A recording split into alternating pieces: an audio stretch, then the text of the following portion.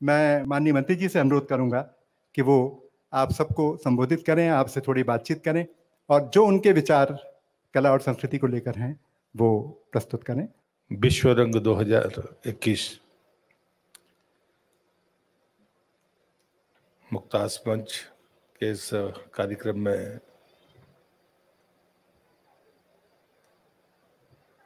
टैगोर जी के नाम पर स्थापित संस्थान में जब मैं चौबे जी से मिला था तो उन्होंने कहा था कि मैं शांति निकेतन और उसका उसी मॉडल की तर्ज पर अपने काम को मैं शुरू करना चाहता हूं।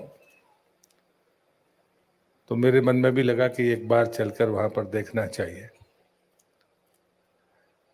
मुझे आने में विलंब हुआ है और मैं विलंब के लिए क्षमा मांगता हूं,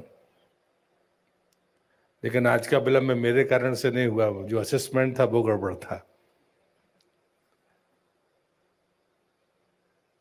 कुलाधिपति माननीय श्री संतोष चौबे जी, कुलपति ब्रह्म प्रकाश पेठिया जी, निदेशक विश्वरंग श्री सिद्धार्थ चतुर्वेदी जी, सह निदेशक विश्वरंग लीलाधर बंडलोई जी,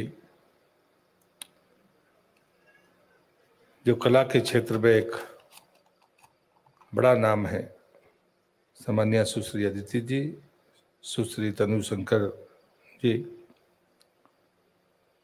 वो जो संचालन कर रहे हैं, जिनकी आवाज का जादू भी हम सब सुनते रहते हैं, ऐसे मेरे मित्र विनय उपाध्याय जी, उपस्थित सभी अभिभावक महानुभाव, मेरे नौजवान भाइयों बहनों,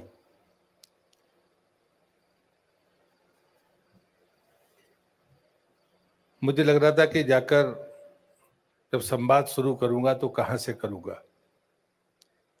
एक तरफ कला, साहित्य, नाट्य और स्किल डेवलपमेंट,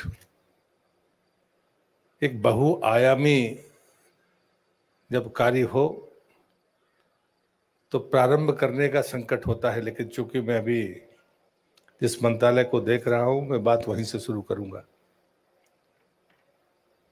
मेरे एक मित्र ने मुझसे कहा, एक कहानी सुनाई। उसमें उसने कहा कि जितने भी हम सब लोग यहां पर बैठे हैं, दो बातें हम सबके पास पहले से उपलब्ध है। हमारे जीवन में अच्छा क्या है, बुरा क्या है, ये समझने की सामर्थ्य, और दूसरा विचार करने की ताकत। लेकिन तीसरी बात है जिसे मैं मानता हूं कि वो ईश्वर की देन है, और वो है संसाधन। कोई मेरी बात से सहमत होगा नहीं होगा, मैं इसकी चिंता नहीं करता, लेकिन मैं ये सवाल जरूर कहूंगा, यदि संसाधन ईश्वर की देन ना होती तो हम खुद सबको देखते हैं कि जो पिछली पीढ़ी में बहुत यशस्वी थे, धनाढ्य थे, सामर्थ्यवान थे, दूसरी पीढ़ी में उनके जितने भी उत्तराधिकारी हैं, हम उनकी दुर्दशा को अपनी आंखों से ना देखते।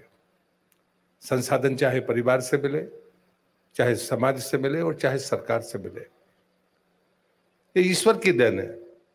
और अगर हमने उसकी कीमत नहीं की तो ये बात आप मानकर चलना कि हम पीढ़ी को, आने वाली पीढ़ी को खुशहाल नहीं देख सकते। ये बात आप तय मानकर चलिए। ये चेतावनी भी है और ये सच्चाई भी है।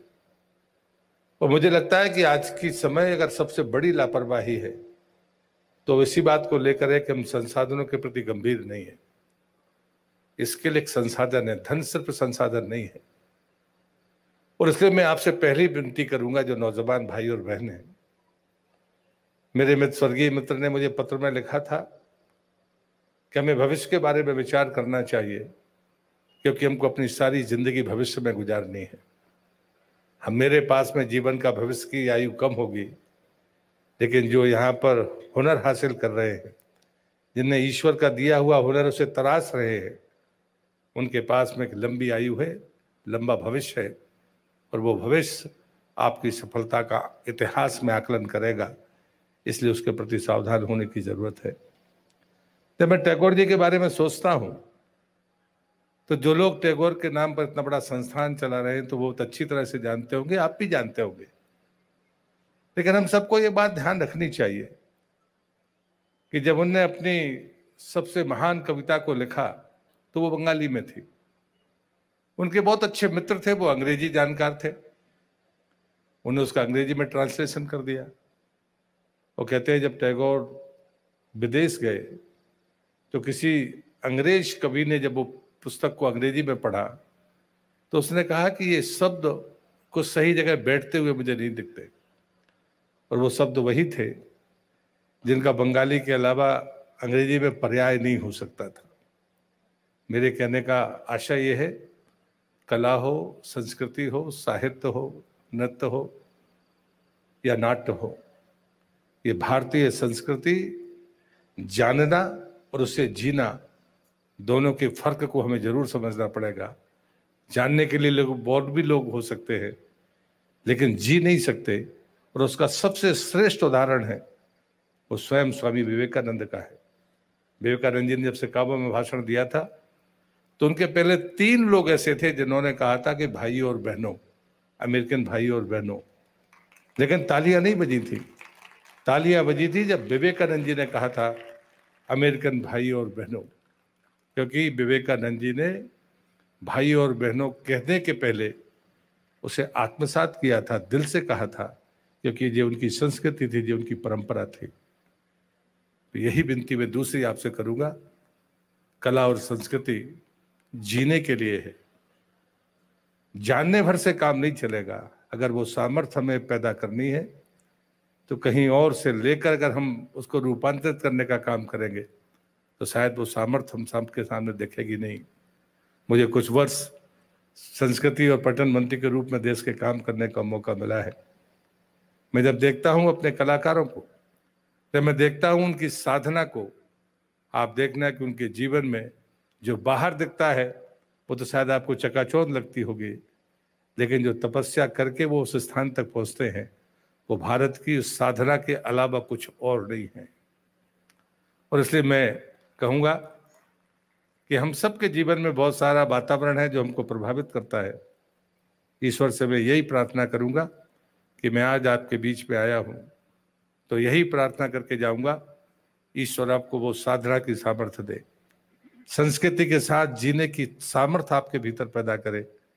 आपका हुनर जो आपके पूर्वजों की पुण्यायु गुरु की कृपा से मिला है, जो पिंड अपने माता पिता की सामर्थ्य से आपको मिला है, उसके भीतर जो हुनर है, तराशने वाले आपके गुरु उस साधना के साथ ऐसा चमकाएं कि आप सिर्फ परिवार का नहीं, इस संस्थान का नहीं, इस देश का नाम रोशन करें और साथ में संस्कृति की पताका को फहराने का काम करें। सिर्फ उपाधि और इनाम मिल जाने से कोई काम नहीं होगा। और मैं आज हृदय से आप तमाम लोगों को इस बात की शुभकामनाएं देता हूं, और चौबे जी और उनके पूरी टीम को जिन्हें मुझे आमंत्रित किया, मैं इधर से आभार व्यक्त करते हुए अपनी बात को यहाँ पर समाप्त करता हूँ। विलंब के कारण आपके कार्यक्रम में गतिरोध आया, मैं फिर से क्षमा प्रार्थी हूँ। बहुत बहुत धन्यवाद। भारत माता की जय।